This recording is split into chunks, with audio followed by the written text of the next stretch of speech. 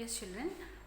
In Rutherford, we have seen about Rutherford model, its objective and what inference we arrive from Rutherford model. Now, what is the drawback of Rutherford model? Like why Rutherford model became a failure? So, what are the drawbacks? See, I told you in Rutherford model, electrons are revolving around the orbit in a circular motion. We already have studied in our lower classes that any object which is moving in a circular path will gain acceleration. So when a particle is accelerated, when an object moving in a circular path is accelerated, then what happens? It emits electromagnetic radiations. It emits electromagnetic radiations. Let me tell about electromagnetic radiations. What are electromagnetic radiations? Electromagnetic radiations are alternating electrical and magnetic fields which can be transmitted. So what are electromagnetic radiations? They are electrical or magnetic fields. They can be transmitted. And how they are transmitted? They can be transmitted in the form of waves or they can be transmitted in the form of radiations. All electromagnetic radiations will travel in same speed irrespective of their wavelength. Whatever the wavelength may be, but they all travel in the same speed. See, they will be traveling at a speed of about 3 into 10 power 8 meter per second. So this is called as speed of light. This is called as speed of light or velocity of light. This is the first drawback. Since the charged particle gains acceleration, the electron started moving very fast, and you know the distance between the electron revolving in the circular path and the nucleus will be slowly reducing, and electron will collapse with the nucleus and die. I mean the entire system will be collapsed. But does it happen? No. An atom will not be collapsed like that. So this is the drawback of Rutherford model, the first drawback. And what is the second drawback? He didn't explain about the distribution of electrons, how electrons are distributed in the orbit, and what is the energy level of electrons in the orbit. Even this is not explained. So this is the drawback of Rutherford model. So what are the two drawbacks of Rutherford model? Any object which is rotating in the circular path gains acceleration. If they gain acceleration, they will be emitting electromagnetic radiation. I have explained what is electromagnetic radiation. Alternating electric and magnetic fields transmitted. And what about the speed of light? It is 3 into 10 power 8 meter per second. And all electromagnetic radiations travel with same speed irrespective of their wavelength. And what is the second drawback of Rutherford model? He didn't explain about the distribution of electrons in the orbit. Neither he didn't explain about the energy levels of electrons in the orbit. So taking these drawbacks into consideration, there were developments for Bohr model. What were the two developments of Bohr model? See, dual nature of radiation. Bohr explained that. See, we already knew that there are the radiation has got two forms, electrical form and magnetic form. So taking the first development for Bohr model, which aspect we have taken? We have taken the dual nature of radiation. That is, radiations can be of wave nature or they can be of particle nature. They can be of wave nature or they can be particle nature. And see, all your experiments results regarding your spectra. How will you get your experiment results based on spectra? Spectra is nothing but a wavelength of colors. You will be having a spectra where different wavelength colors will be displayed.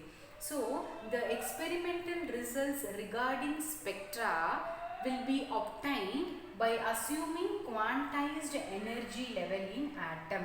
In atom there are different energy levels and each energy level will be having some amount of energy.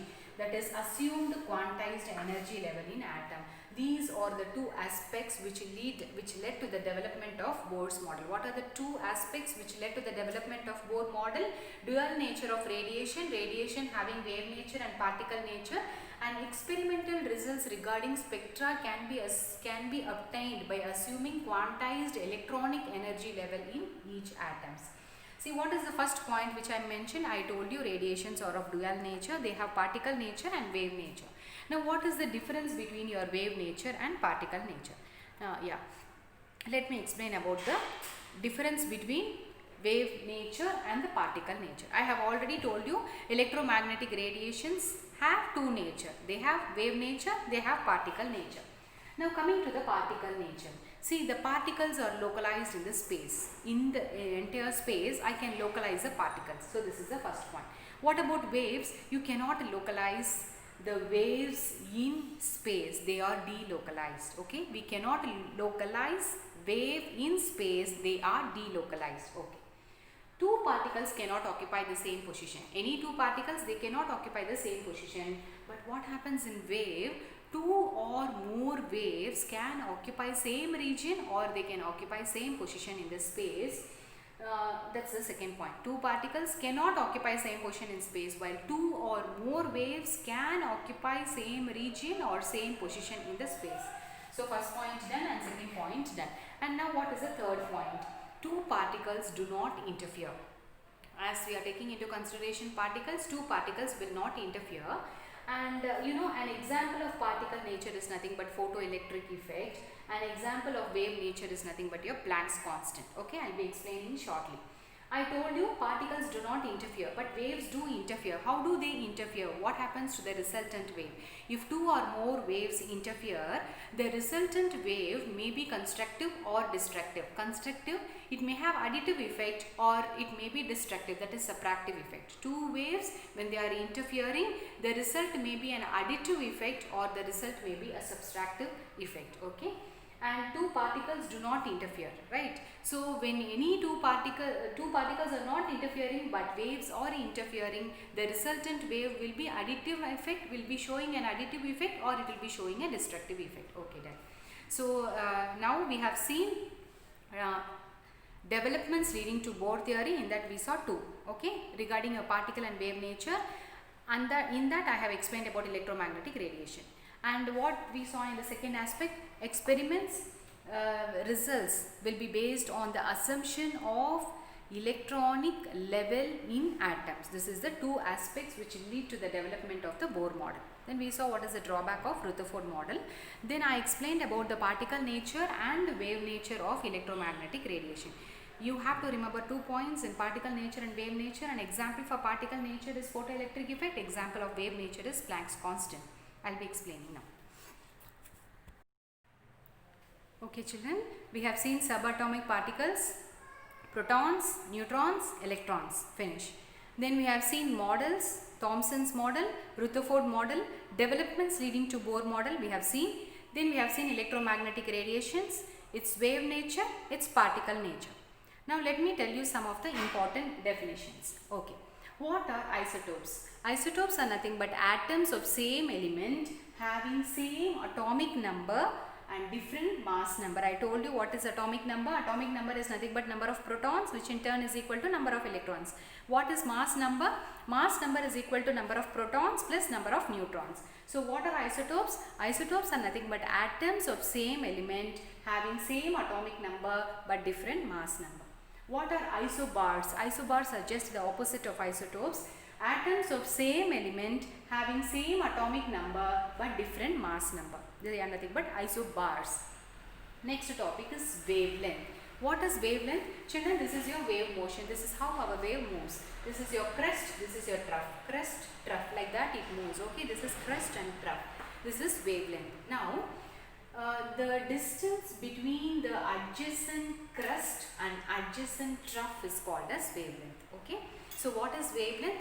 I think I have told about wavelength in while I was explaining about the speed of light. Okay, so all your electromagnetic radiations travel with the same speed irrespective of their wavelength. So what I am going to explain here, what is wavelength? Distance between the adjacent crest and distance between the adjacent trough is called as wavelength.